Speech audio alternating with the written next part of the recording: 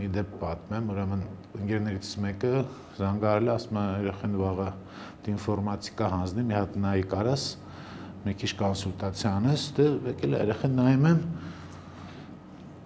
սովորում է այն, ինչ որ ես եմ սովորել։ Ես սովորել եմ 87 թվականին։ IT ոլորտում էլ։ Այնտեղ հասա, որ ընկերոջս ասեցի, լավա չսովորի, որտեվ եթե հետո գալու էի մոտ որ մասնագետ դառնա, ես ամեն ինչը հետ զարգացնեմ իր, հետո իրան փորձեմ մասնագետ սարքեմ։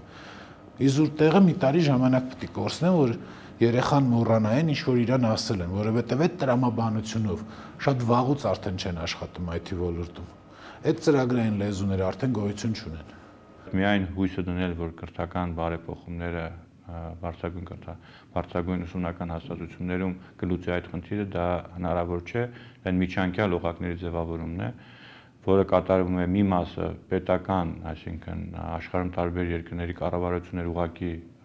միջամտություն են կատարում, դրա վառ օրինակը մեր հարևաններն են, ռուսների կամ թուրքերի կողմից ակտիվորեն ֆինանսական միջոցների ներդրումն է վերապատրաստման կադրերի մասով, եւ երկրորդը դա միջազգային ճանաչում ունեցող կազմակերպություններն են, որոնք պատրաստում են կադրեր ոչ միայն իրենց կազմակերպությունում աշխատելու համար, այլ դաշտում ստեղծում են էկոհամակարգ։ Փորձելով լրացնել բացը այսօրվա բովական համակարգի եւ բիզնեսի կողմից պահանջվող գիտելիքների, մենք փորձում ենք իրականացնել տարբեր վերապատրաստման ծրագրեր եւ ուսումնական կարճաժամկետ ուսումնական պլանների ուրեմն ներմուծում բուհերում եւ կրթական հաստատություններում ներկայումս մենք փորձում ենք նաև իրականացնել որոշակի սերտիֆիկացիայի հիման վրա դասընթացներ, փորձելով բերել միջազգային սերտիֆիկացում ստացած դասընթացներ Հայաստան։ Մենք նաև իրականացնում ենք վճարովի ուսումնական պրակտիկաների ծրագրեր ամեն տարի եւ արդյունքները ամփոփելիս մենք նաև արձանագրում ենք բավականին բարձր ցուցանիշ, երբ որ համալսարաններն ավարտած ուսանողները անցնելով ուսումնական պրակտիկան կարողանում են աշխատանքի ընդունվել տեղեկատվական տեխնոլոգիաների ձեռնարկություններում։ Միջազգային փորձը ցույց է տալիս, որ այն հիմնական տեխնոլոգիաները, որոնք հետագայում դառնում են մրցունակ բիզնեսներ, ծնվում են հատկապես համալսարանական շրջանում։ Համալսարանները օգնում են գտնելու ֆինանսավորում վենչուրային մեխանիզմների միջոցով, տրամադրում են աշխատանքային պայմաններ, ազատելով բոլոր տեսակի հարկերից։ Եթե մենք տեղեկատվական տեխնոլոգիաների ոլորտը համարում ենք գերակա ճյուղ եւ հայտարարում, որ այն տնտեսական առաջընթաց ապահովող հիմնական գործիքներից մեկն է, պետք է թերևս հարկային արտոնությունների դաշտում էլ այն դառնա գերակա։ Այդ առումով հարևան հանրապետություններում ակտիվ գործընթացներ են տեղի ունենում։ Օրինակ, Թուրքիայում ՏՏ ոլորտի հարկային ռազմավարությունը ստիպեց աշխարհահռչակ Microsoft-ին մի քանի 100 միլիոն դոլարի ներդրում կատարել այնտեղ։ IT ոլորտում, օրինակ, նայեք ինչ եղավ, Թուրքիայում արդեն 3 տարի ոչ մի բան չէին մուծում, Վրաստանը արդեն օրենք է ընդունում, որ չպետք է մուծեն IT սկսնակ կազմակերպությունները որևէ ձևի հարկ, Վրաստանը նույնիսկ տարածական գոտիներ է ստեղծել, որտեղ 10 տարի ոչ մի հարկ չեն մուծելու են կազմակերպությունները, որոնք կգան ինվեստիցիա կանեն, երեք օրինակ Ռուսաստանում, ուրեմն Մոսկվայի կողքը, Ռուսաստանի վարչապետը, Կալիֆոռնիայի, ուրեմն ղեկավարը հայտնի Արնոլդ Շվարցենեգգերը արդեն խոսում են Ռուսաստանում ուրեմն սիլիկոնային հովիտ ստեղծելու մասին, եւ վարչապետը հստակ ասաց, որ մենք 6 ամիս է արդեն աշխատում ենք այս գործընթացի վրա, որը 3-4 միլիարդ է նստելու այդ պրոյեկտը, ասաց, որ մոտակա 10 տարում այստեղ գրանցվող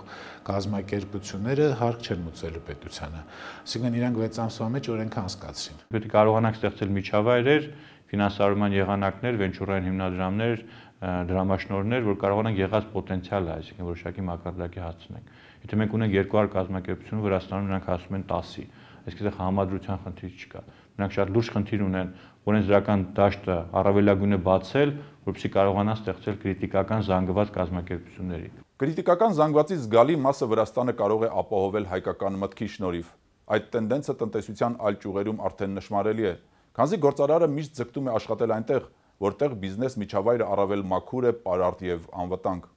Արդյունքում ՏՏ ոլորտի զարգացման հայեցակարգի ծանրաքարշ ընթացքը կարող է ել ավելի դանդաղել։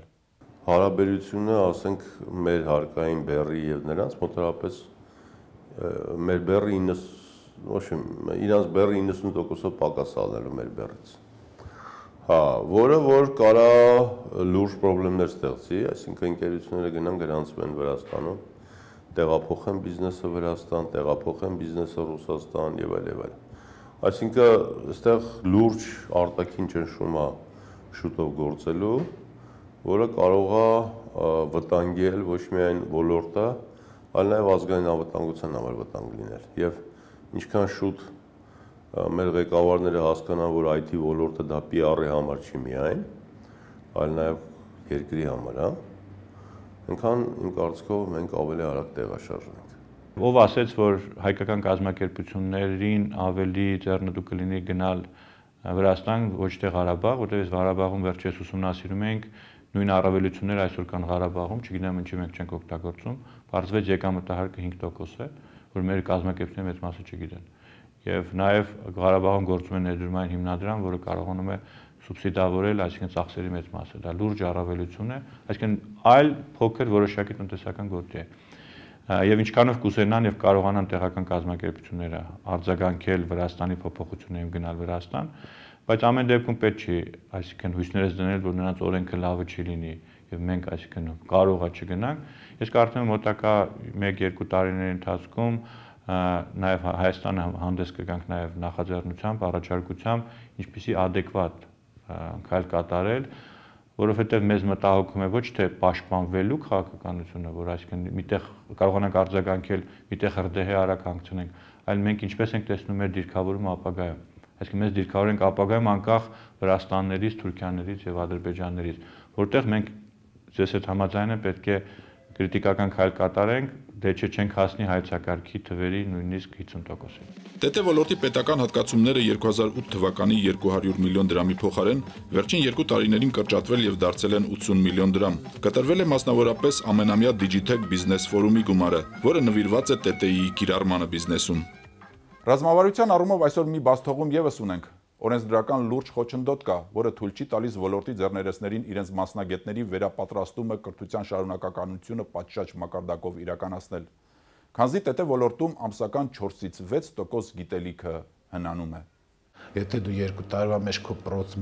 մասնագետին, կառավարիչին IT ոլորտի չես ուղարկում կրթվելու, 50%-ից մասնագետ է դառնալու։ Այսինքն դու 50% ամենակիչը արդյունավետության մեջ քո ֆիրմայի կառավարման կորցնելու ես։ Հիմա բայց միևնույն ժամանակ դու որպեսզի քո մասնագետներին ուղարկես կրթելու, չեմ անում, շատ փոքր տոկոս էր նախատեսված 0.1 էր, թե 0.5 էր, խոսում էին, որ կարող ենք մեկ սարքել, որը կարաս տրամադրես կրթելու համար։ Մնացած բոլոր մասերով դու քո շահույթից ես գումարը վճարում,